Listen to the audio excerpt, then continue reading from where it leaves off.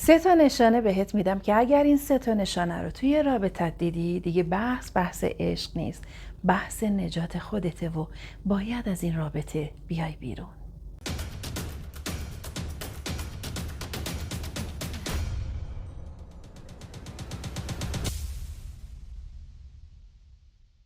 به نام یگانه آفریدگار نور و عشق، درود بر تو که بهترینی و لایق عالی‌ترین و زیباترین زندگی. رویا تاروخ هستم و به یوتیوب چنل من خیلی خوش اومدی. توی این ویدیو 3 تا نشانه بهت میدم که 3 تا نشانه پنهانه و گاهی وقتها نادیده گرفته میشه و زمانی که شما این نشانه ها رو نادیده بگیرید رفته ذره ذره مثل اینه که دارید سمی رو به خورد خودتون میدید که یک جا از پادرتون میاره و شما رو میکشه.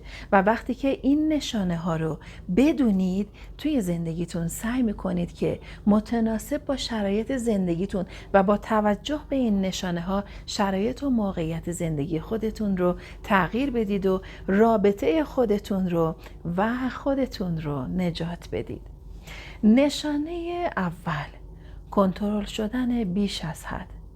زمانی که کسی توی رابطه با شما هست و مدام به شما شک میکنه و شما رو میخواد کنترل کنه، این رابطه ای هستش که سمیه. چرا؟ ببینید، توی مباحث انرژی های زنانه و مردانه الهی من همیشه گفتم زمانی که انرژی زنانه سمی بشه، این انرژی زنانه فقط درون زن نیستا، فرقی نداره.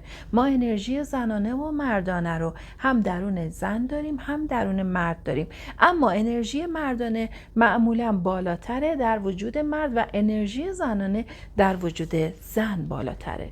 حالا وقتی که انرژی زنانه سمی بشه درون شخص، یکی از اشتباهاتی که توی رابطش مرتکب میشه اینه که مدام به عنوان یک شخص کنترلگر رفتار میکنه. طرف مقابلش رو میخواد کنترل کنه. کجا هستی؟ چرا نیومدی؟ چرا دیر اومدی؟ 5 دقیقه تلفن منو دیر جواب دادی. یا اگر که مثلا شخص تلفنش رو جواب نده، مدام همینجوری به طرف مقابلش زنگ میزنه، چرا جواب ندادی؟ نکنه داره به من خیانت میکنه و خیلی دلایل دیگه. خب اینجا من یک پرانتز باز میکنم. گاهی وقتها توی رابطه هامون ممکنه طرف مقابلمون یک اشتباهی رو کرده باشه که باعث شده باشه اعتماد ما از بین بره. توی اون موقعیت و شرایط حتما باز یک ویدئوی مجزا در رابطه با همین مسئله من آماده میکنم و باهاتون به اشتراک میذارم. اما بهترین کار اینه که اگر پذیرفتی و به طرف مقابلت گفتی که من این بار میگذرم و با تو ادامه میدم، خب زمانی که تو انتخاب کردی که این رابطه رو ادامه بدی، پس چه دلیلی داره که باز بخوای نگران شی و شک کنی؟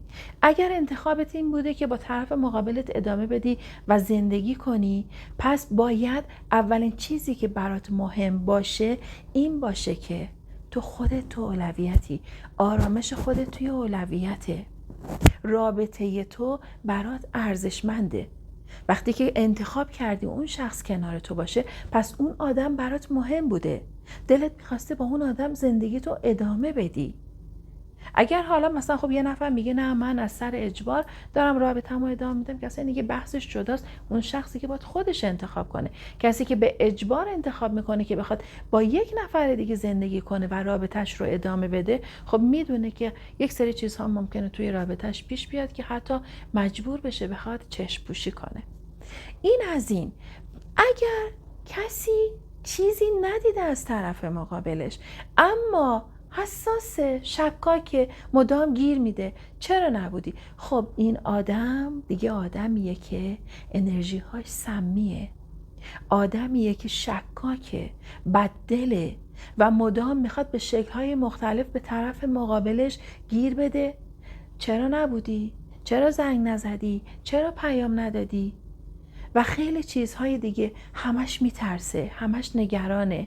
نگران این هستش که نکنه طرف مقابلش بهش خیانت کنه و خودش هم خبر نداره که این انرژی های منفی درونش رو طرف مقابلش هم داره دریافت میکنه و حتی به خاطر همون ترس ها و نگرانی ها و اون گیر دادن های بیجا و بیموردش باعث میشه که اصلا طرف مقابلش اگر توی مسیر اشتباهی هم نیست وارد یک مسیر اشتباه بشه. پس اینو خیلی مد نظرتون داشته باشید. رابطه شما باید یک رابطه باشه که توش آرامش باشه. مورد دوم، تحقیرهای پنهانی. دیدین؟ یه نفر توی رابطه با شخصی هست، مثلا طرف مقابلش میاد بهش میگه که تو خیلی لاغری، اصلا لذت نمیبرم. یا اینکه مثلا برو فلان کارو بکن تا قشنگتر بشی. یه جا یه نفر میاد نظر میده، یه قشنگ نظر میده، اون بحثش جداست، اون برمیگرده به بحث مشورت، نظرخواهی. و یا اینکه طرفت داره از سر عشق و علاقه این حرف رو به تو میزنه، اما یه جا خودت میفهمی که اون شخص میخواد تو رو تحقیر کنه. یا میاد عیب روی ظاهر تو میذاره، یا میاد عیب روی رفتار تو میذاره که الکی هست، میخواد تو رو تحقیر کنه، تو رو خرد کنه.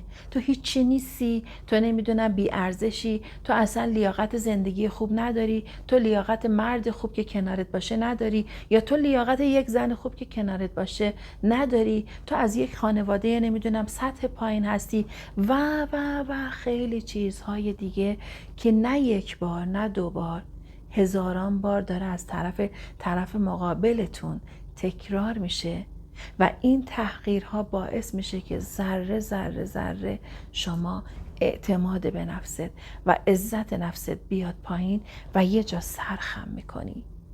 یه جا داری میگردی دنبال یک چیزی که بخواد این خلأهایی که طرف مقابلت درون تو با همون زخم زبونهاش، با همون نیش و کنایه‌هاش ایجاد کرده پر کنی و میبینی پر نمیشه و همین جوری هی رفته رفته اون سم رو جرعه می نوشی و یک آن نگاه میکنی میبینی رمقی نداری که دیگه بلند شی. و اون موقع بهترین کار اینه که چه کار کنی؟ باید به خودت بیای. یا میای به طرف مقابلت میگی حقی نداری که بخوای به من بی احترامی کنی، حقی نداری که بخوای این رفتارها رو با من بکنی، حقی نداری که بخوای منو تحقیر کنی و خیلی چیزهای دیگه. و اگر دیدی ادامه میخواد بده، خب همون بهتر که این رابطه دیگه نمونه.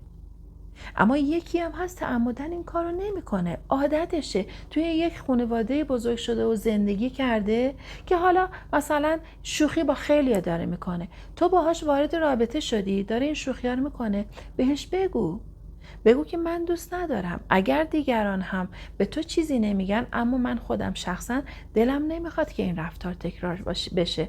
یادتون باشه ما خودمون مشخص میکنیم که دیگران با همون چجوری رفتار کنن، دیگران چجوری با همون برخورد کنن.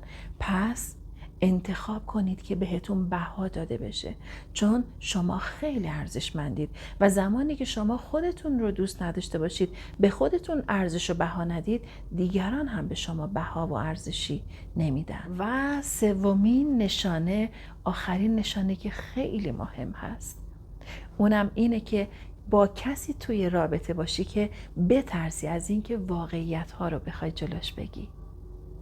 خب خیلی واضحه، من زمانی میترسم به طرف مقابلم حقیقت رو بگم که بدونم طرف مقابلم اگر حقیقت رو بخوام بهش بگم به شکلی منو آزار بده، حالا یا از نظر فیزیکی باشه یا از نظر کلامی باشه، یا بخواد منو ترک کنه و یا حالا هر برخورد و رفتار دیگه‌ای داشته باشه.